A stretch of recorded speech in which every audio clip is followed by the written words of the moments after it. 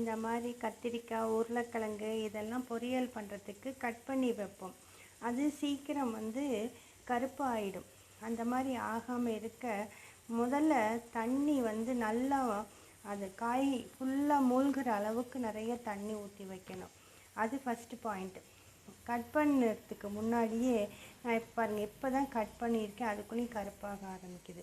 அதனால் அந்த தண்ணியில் கொஞ்சோண்டு பால் சேர்த்துக்கிட்டிங்கன்னா அது காய் கருப்பாகாமல் இருக்கும். இது உருளைக்கிழங்குக்கும் நம்ம பண்ணலாம். உருளைக்கிழங்கும் கலர் சேஞ்ச் ஆகாமல் நம்ம செய்கிற வரைக்கும் வெள்ளை வெள்ளையர்னு இருக்கும். பாருங்களேன், கொஞ்சம் பால் சேர்த்துக்கலாம், ஒரு 2 ஸ்பூன் பால் சேர்த்துக்கலாம். இதே மாதிரி வாழைத்தண்டு கட் பண்ணி போட்டிங்கன்னா கலர் சேஞ்ச் ஆகாமல் இருக்கிறதுக்கு அதில் உப்பு போடணும். கல் உப்பு அந்த தண்ணியில் போட்டுட்டு கட் பண்ணி போட்டிங்கன்னா வெள்ளை வெள்ளையர்னு இருக்கும். ட்ரை பண்ணி பாருங்களேன். சிலவங்க வாழைத்தண்டு கட் பண்ணும்போது தயிர் போட்டு இது பண்ணுவாங்க. கல் உப்பு போட்டாலும் கருக்காமல் இருக்கும். ட்ரை பண்ணி பாருங்களேன். நாம் எப்படி தான் பார்த்து பார்த்து செஞ்சாலும் சமயத்தில் ஏமாந்து இந்த மாதிரி பாத்திரம் கருக வச்சுருப்போம். பால் காய்ச்சிற பாத்திரமாகட்டும், வேறு ஏதாச்சும் சமயத்தில் சூடு பண்ணுறோன்னு அடுப்பில் வச்சுட்டு மறந்துடுவோம். சிம்மில் தானே வச்சுட்டு போயிருக்கோம் அப்படின்னு நினச்சிட்டு சிம்மில் வச்சதையே கூட சமயத்தில் மறந்துடுவோம். சண்டையில் கிளியாத சட்டை உண்டா? அது மாதிரி சமையலில் இந்த மாதிரி கருகாத பாத்திரம் உண்டா? அப்படி தான். அதுக்கு ரொம்ப ஈஸி.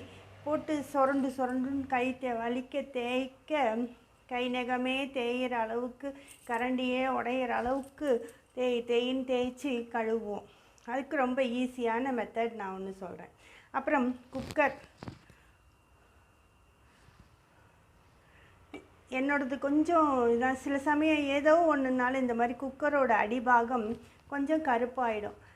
சமயத்தில் சிலவங்க பாத்திரம் வச்சு சாப்பாடு வச்சு எடுப்பாங்க. அந்த தண்ணி சமயத்தில் குக்கர் பாட்டம் கருப்பாயிடும். இதுக்கு ஒன்றும் தேவையில்லை. இதை ரெண்டு எவ்வளோ சிம்பிளாக நீக்கலான்ங்கிறதுக்கு நான் ஒன்று சொல்கிறேன். இந்த மாதிரி நம்ம புழிஞ்சிட்டு வச்சுருக்க எலுமிச்சந்தோல்லாம் தூக்கி போட்டுறாதீங்க. நிறைய யூசஸ் இருக்குது அதுக்கு. இந்த சம்மரில் எப்படி நம்ம லெமன் ஜூஸ் புழிஞ்சிக்கிட்டே தான் இருப்போம். அதனால் அதெல்லாம் தூக்கி போடாமல் ஒரு ஜிப்லோ கவரில் போட்டு சேர்த்து வச்சுருந்திங்கன்னா அது என்ன பண்ணுறதுன்னு நான் அடுத்த டிப்ஸில் சொல்கிறேன். இது மாதிரி போட்டு கொஞ்சம் தண்ணி ஊற்றி அடுப்பில் வைக்கணும். இந்த பாத்திரத்தை என்ன பண்ணுறதுன்னு நான் சொல்கிறேன். முதல்ல இந்த குக்கரில் கொஞ்சம் தண்ணி ஊற்றி நம்ம எடுத்து வச்சுருந்த லெமன் தோலை போட்டு, பரவாயில்ல மூடி போட்டே ஒரு சவுண்டு விட்டு எடுக்கலாம், ஒன்றும் பிரச்சனை இல்லை.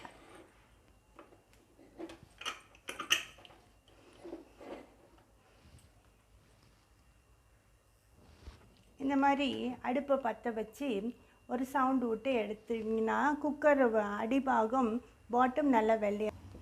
அடுத்தது இந்த மாதிரி குக்கர் எடுத்து அதில் கொஞ்சம் தண்ணி வச்சு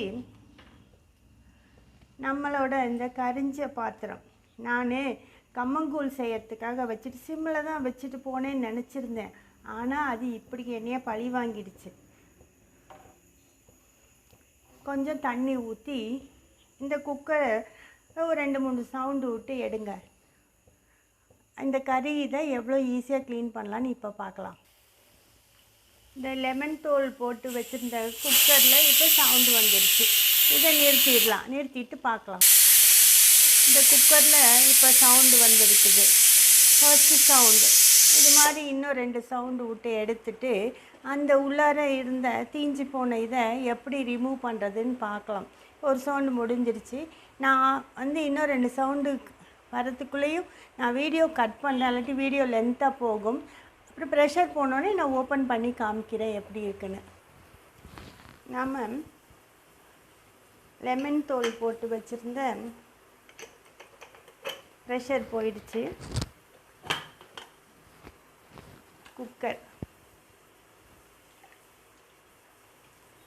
குக்கர் எவ்வளோ வெள்ளையாயிடுச்சு பாருங்கள். இந்த மாதிரி பாட்டம் கருப்பாக போன குக்கரில் இப்படி எலுமிச்சம்பழம் போட்டு கொதிக்க வச்சு எடுத்திங்கன்னா குக்கர் நல்லா வெள்ளை வெள்ளையர்னு ஆயிடும். ட்ரை பண்ணி பாருங்களேன். இப்போ நம்ம அந்த அடிப்பிடித்த பாத்திரம் எப்படி இதாக இருக்குதுன்னு பார்க்கலாம். ப்ரெஷர் போயிடுச்சு. நாம் குக்கரை ஓப்பன் பண்ணலாம்.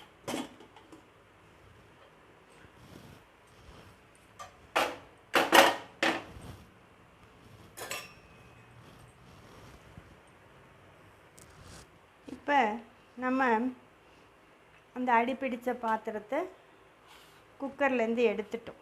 இது எப்படி க்ளீன் பண்ணலான்னு பார்க்கலாம். சூடாக இருக்குது. நான் ஒரு ஆர்டினரி ஸ்க்ரப் தான் எடுத்திருக்கேன்.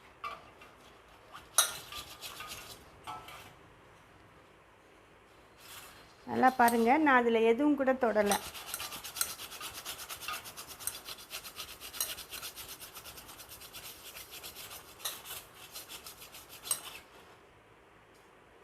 நான் அழுத்தம் கூட கொடுத்து தேய்க்கல.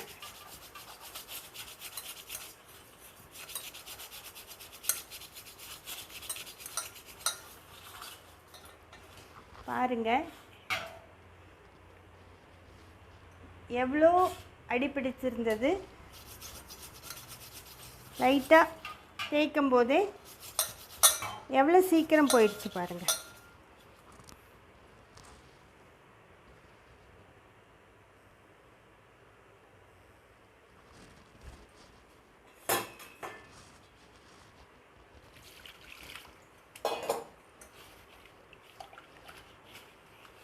எனக்கு சிங்க் நிறையா பாத்திரம் இருக்கிறதுனால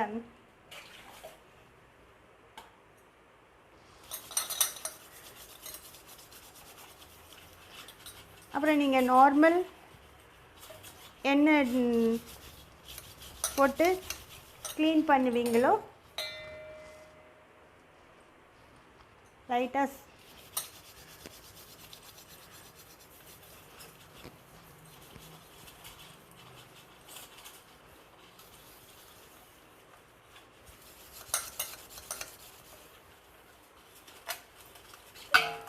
நான் அழுத்தம் கூட கொடுத்து தேய்க்கலை. ஜஸ்ட்டு ஸ்டீல் ஸ்க்ரப் கூட எடுக்கலை. நார்மல் நம்ம சாதாரண பாத்திரம் விளக்குற அதை தான்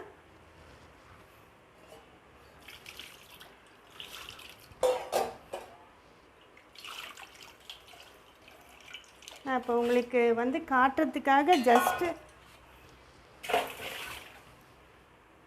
பாருங்கள்.